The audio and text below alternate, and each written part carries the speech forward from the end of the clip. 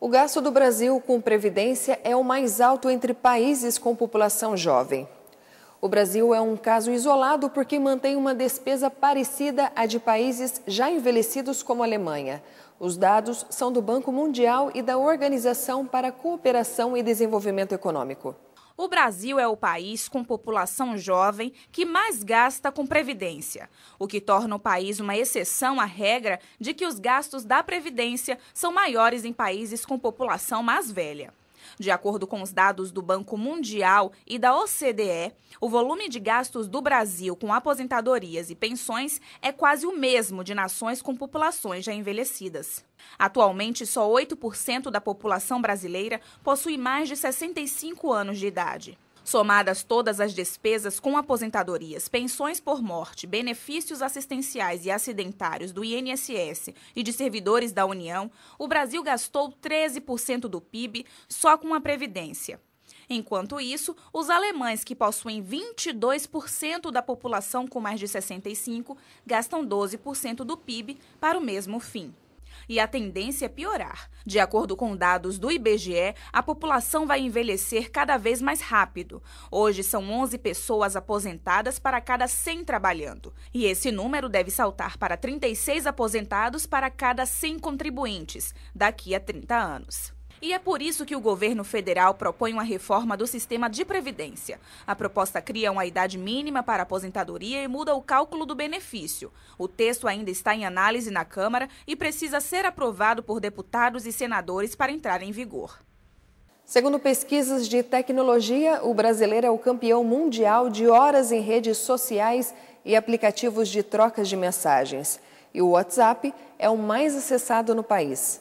Em casa, no trabalho, na escola e em quase todos os lugares. Acessar as redes sociais está cada dia mais fácil. Basta um celular conectado à internet e em poucos segundos comunicamos com o mundo. No Brasil, o WhatsApp é o mais acessado. Cerca de 120 milhões de pessoas utilizam o aplicativo. Se por um lado a tecnologia parece facilitar a comunicação diária, por outro, o uso excessivo desses aparelhos pode trazer prejuízos. Estudos internacionais mostram que as pessoas têm perdido a capacidade de concentração e de se aprofundar em relacionamentos. De acordo com psicólogos, cada vez que vamos fazer uma nova operação mental, passamos a ter uma tendência de repetir esse padrão que compromete a performance das pessoas. E as consequências também passam a ser negativas para as relações pessoais. Os especialistas também alertam os pais sobre o estímulo precoce de aparelhos eletrônicos entre as crianças, que atrapalha o desenvolvimento da linguagem. Falando agora de economia, o Índice de Atividade Econômica do Banco Central avançou. Os números do IBCBR mostram que em abril o país voltou a crescer. O IBCBR, que funciona como uma espécie de prévia do PIB do Brasil, registrou uma elevação de 0,28% em abril na comparação com março e alta de 0,51% na comparação com o mesmo mês do ano passado. O resultado foi puxado principalmente pela recuperação da indústria, do comércio e do setor de serviços. No Twitter, o ministro da Fazenda, Henrique Meirelles, disse que o resultado do IBCBR confirma as expectativas do governo e aponta para a recuperação econômica do país, que vai continuar no segundo trimestre. O IBCBR é um indicador criado para tentar antecipar o resultado do PIB e serve para medir a evolução da economia. No primeiro trimestre de 2017, o PIB oficial, medido pelo IBGE, apontou alta de 1% na comparação com o trimestre anterior, rompendo uma sequência de 8 trimestres em queda. Tecnicamente, o resultado do primeiro trimestre significa que o país teria saído da recessão econômica. No entanto, o mercado financeiro alerta que o resultado do trimestre iniciado em abril será decisivo, já que em maio, com as delações da JBS, o governo entrou em um período de instabilidade que pode afetar a economia. Fique com a entrevista especial de hoje.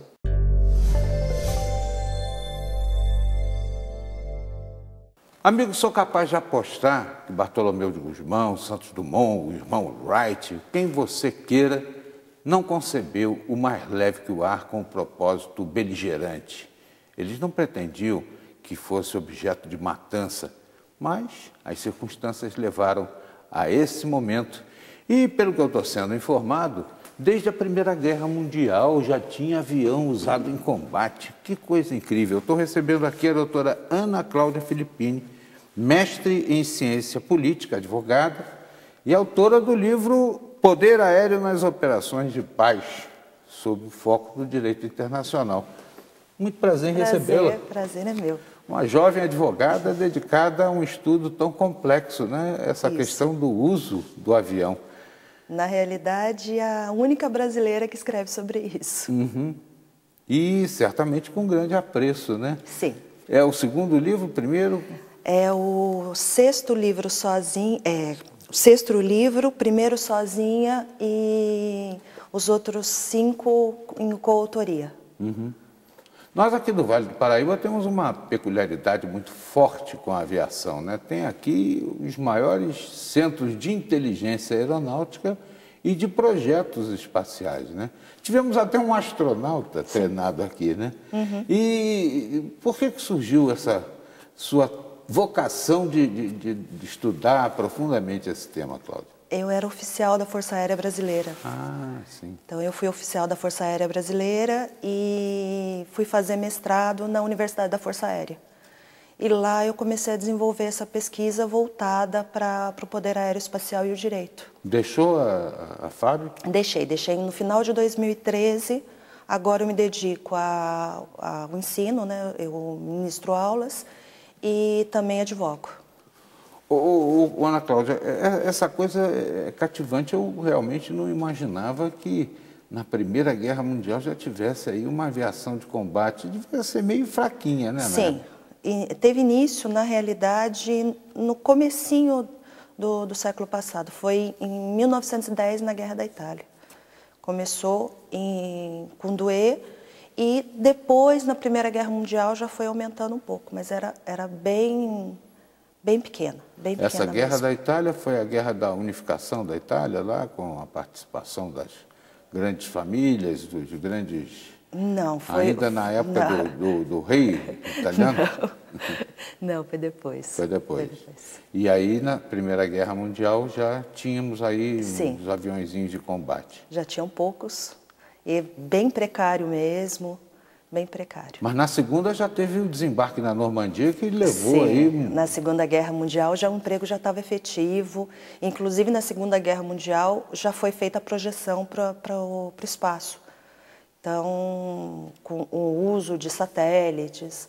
Então, na Segunda Guerra Mundial já começou, final da Segunda Guerra Mundial, com o início da Guerra Fria, já começou a guerra... desenvolver o poder aéreo-espacial, né? A parte aérea. Tem como a gente estabelecer aí o poder militar de terra, de água e de ar? Sim. Delimitar esses espaços? Se for pensar na história, é perfeitamente possível, porque começa com as guerras de trincheira, depois tem o início para as guerras marítimas e com a Primeira Guerra Mundial mesmo, o uso da aviação como meio de guerra. O interessante é que, se for pensar, os meios aéreos eles podem pegar tudo, né? Eles não têm limites, diferente da terra, do mar, que existe um limite espacial. Tem proporcionalidade disso clara ou é mais complicadinho a gente dividir percentualmente quem é quem no combate? Até tem uma porcentagem, mas o interessante é perceber que a aeronave ela pode ser utilizada em todo o território. Então, se pega o limite da terra, aquela parte terrestre, o limite é muito pequeno. Então, o marítimo já abrangeu mais. Agora, o aéreo não, abrange todo o território. Na Segunda Guerra Mundial, a gente pôde medir isso claramente com o número de baixas, né? Nós tivemos aí baixas significativas nas marinhas civil e mercante, né? Mais de 1.400 homens. No Exército tivemos um número também razoável. E na aeronáutica, que ainda caminhava a passos trôpegos, nós tivemos aí um número reduzido. Mas agora, realmente, eu acho que os combates vão ser realmente pelo ar. Inclusive através de voos não tripulados, Cláudia. Isso. Vamos ter os drones, né, atuando aí violentamente, lançando armas mais perigosas que, se fossem usadas por voos tripulados, seriam letais para os próprios tripulantes, né? Já o drone facilita. Eu vou te pedir para a gente aprofundar essa questão do drone na volta da entrevista. Já, aqui.